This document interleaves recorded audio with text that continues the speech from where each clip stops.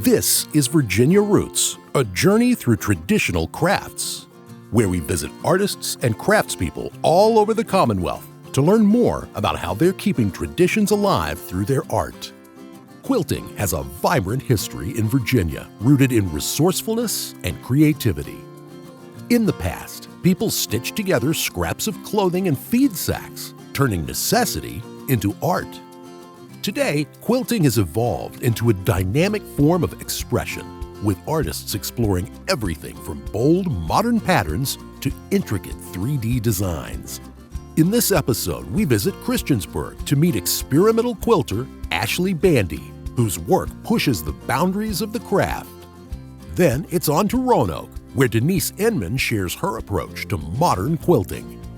Finally, we head to Broadway to meet Phyllis Reeves, who honors tradition while adding her own unique touch. So I've always enjoyed arts and crafts growing up. Some of my favorite gifts as a kid were boxes of like the pipe cleaners, the googly eyes, the pom-poms. But when I started grad school, I just wanted to try quilting. So I ended up buying a small sewing machine, lucked out and found a really easy to follow pattern, and it just took off from there. So I started sewing when I was probably like 5 years old. My mom is all things crafty, so she taught me how to knit and crochet and hand stitch and even use the machine. And then when I was in residency, I needed to find my sanity again, so I got my machine out, started doing some machine work. I started when I was 10 years old. I learned in the 4-H program and through my mom. Sewed most of my clothes as I got through high school. Took clothing and textiles at Virginia Tech, and then kind of made my kids' clothes, did all that, and then I started working for a fabric shop when my kids went to school. To make a quilt, all you really need are some scissors, fabric, a sewing needle, and thread. You can follow a pattern you find online, or let your imagination lead and create something completely original. So quilting can be so varied in anything that you use. So technically a quilt is made out of 3 layers, a top, a middle, and a back, with a running stitch going between all 3 layers. And then there's a lot of cutting, kind of getting everything to size, stitching together the top, which we call the flimsy. And then once you do that and have that whole thing put together, then you layer it with batting and a backing. The backing can be either a solid piece of fabric or it can be pieced together. Some people will make an after quilt, so they'll take all of their scraps from that top that are still coordinating and put it together into something fun and new. For the back, or you can have like just one random piece. And then once you layer it all together, then the quilting portion is when you actually stitch through all 3 layers to hold it all together, create a lot of secondary patterns and some beautiful artwork that way as well.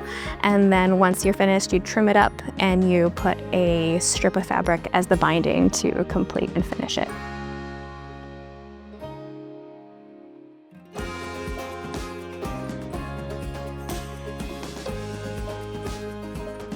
I get a lot of inspiration just going to shops to see their samples. I'm very visual. I don't picture well. I gotta see something to inspire me, either the color or the pattern.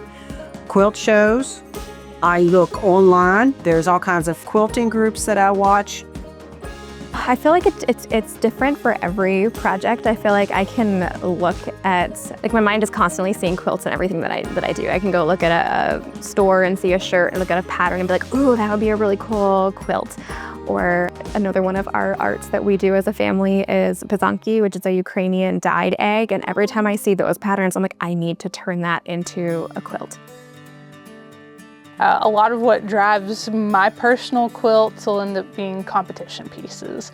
So do I want to make a wall quilt? Do I want to make a miniature? Those are really fun, kind of challenging. How small can you go? And it differs. Maybe I'll have a conversation with a friend who loves strawberries and that inspires a focal point for a quilt. Maybe I want to try a new technique. Similar to other artists, you might have something random inspire you and just kind of making that your own.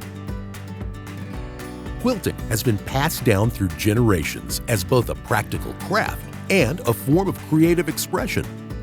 It was called piecing, meaning that quilts were often made from pieces or scraps of fabric.